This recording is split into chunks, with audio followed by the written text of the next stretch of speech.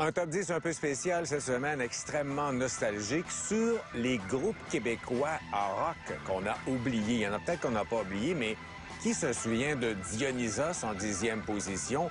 Moi, j'étais adolescent lorsque j'ai découvert Dionysos. C'est un des premiers groupes rock heavy à composer ses propres tunes. C'était aussi heavy quasiment que du Black Sabbath. Un peu rebelle, ils ont enregistré un album sans que personne ne le sache dans un studio à cachette à Radio-Canada la nuit. Et numéro 10, Dionysos avec du bon blues sur cet album-là. Suzy,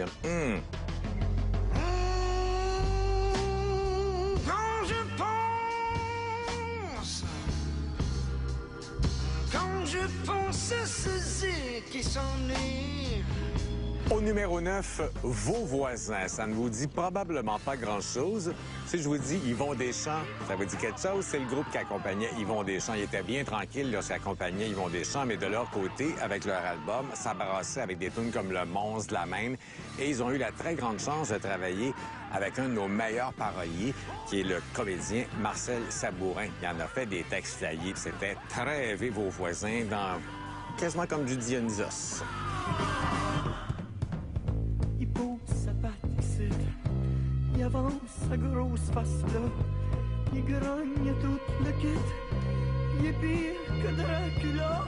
Au numéro 8, les Sinners. D'ailleurs, il y a certains de leurs disques qui ressortent de ce temps-là. C'est un groupe québécois important qui était formé en 1965. Ça fait longtemps, là, j'avais juste 10 ans. J'ai regardé sûrement à la télévision.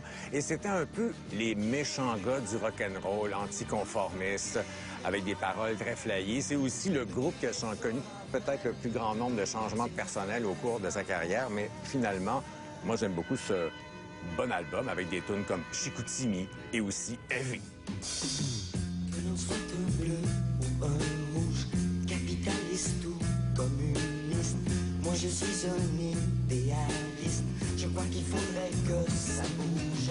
En 7e position, un groupe qu'il ne faudrait pas oublier, c'est Manège. On avait un groupe un peu plein télo. Il faisait ce qu'on appelait de la musique jazz. Ça nous faisait peur un peu à l'époque, mais c'était de très bons musiciens qui sortaient de l'école Vincent Dandy, aussi du conservatoire de musique. Et c'était à l'époque, moi écoutez, j'étais à la radio à C'est quoi FM, et c'était à l'époque où les radios étaient pas mal plus ouvertes d'esprit, parce que ça jouait ça régulièrement. C'est jazz, mais aussi avec un petit côté pop. Et ça vieillit bien, la musique de Manège. Leurs albums sont encore disponibles.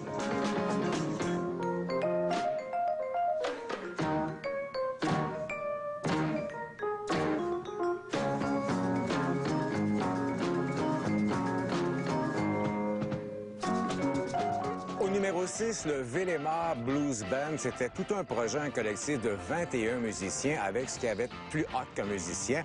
C'est ceux qui accompagnaient Claude Dubois, Robert Charlebois, René Claude. Moi, je les avais vus avec Robert Charlebois à l'époque de son album qui le monde appelle Fu Manchu, mais c'était impressionnant de voir tout le monde sur scène. Beaucoup d'énergie. Ça s'écoute encore très bien du Villemar Blues Band et c'est un des rares albums live que j'aime, moi qui déteste les albums live. Live à Montréal, un album double. Belle pochette.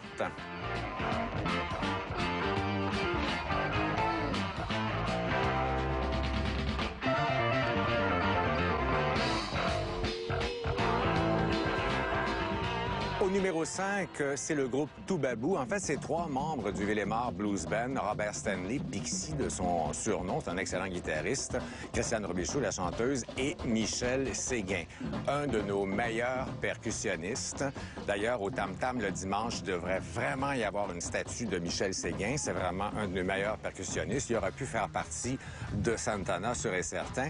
Et Toubabou, ça s'écoute encore bien. J'ai réécouté ce vieil album de vinyle, des tunes comme Ambush.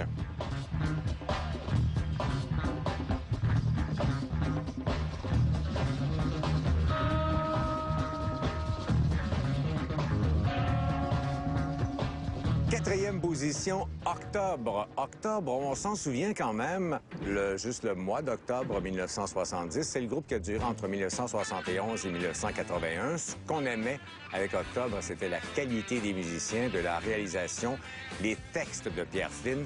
Finn ne chantait pas des niaiseries, il n'en a jamais chanté. Et c'est pas sur cet album-ci, mais La Maudite Machine, c'est quand même un texte très révélateur sur cette époque-là. Mais ça n'a pas bien changé. On voit que le monde est aussi fou et c'est une chanson qui s'écoute encore très bien aujourd'hui. Très bon groupe Octobre. quand il faut dormir dans les fonds ruelles, ça peut pas être pire.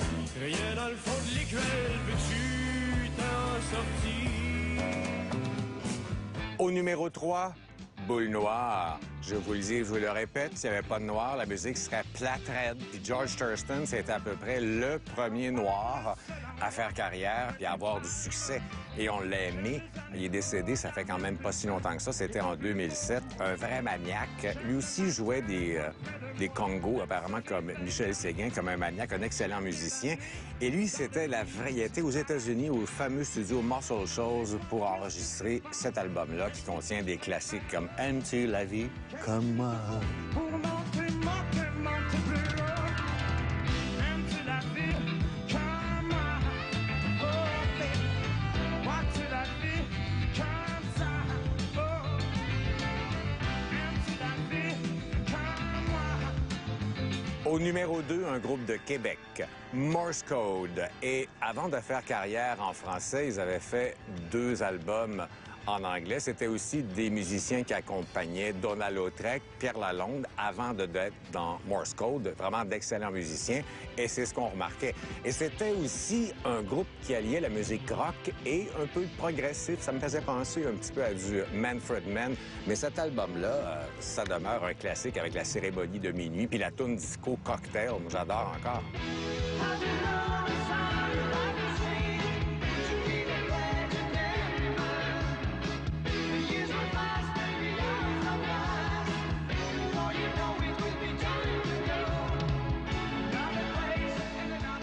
Et le numéro 1, même en haut numéro 1, c'est Offenbach. J'ai toujours adoré Offenbach. Je sais qu'il a fallu que Jerry meure quasiment pour qu'il devienne populaire ou qu'il enregistre son album de rock ma tante, qui était pas mal plus tranquille que ce qu'il faisait à l'époque du Offenbach original avec Pierre Harel. J'ai rien contre Bryn Leboeuf et John McGill, mais pour moi, c'est comme ça, Offenbach. Ça crie, ça faisait peur au monde. C'est pour ça que ça jouait pas à la radio trop. Peut-être qu'ils n'ont pas connu la popularité qu'ils auraient mérité. Offenbach, redécouvrez.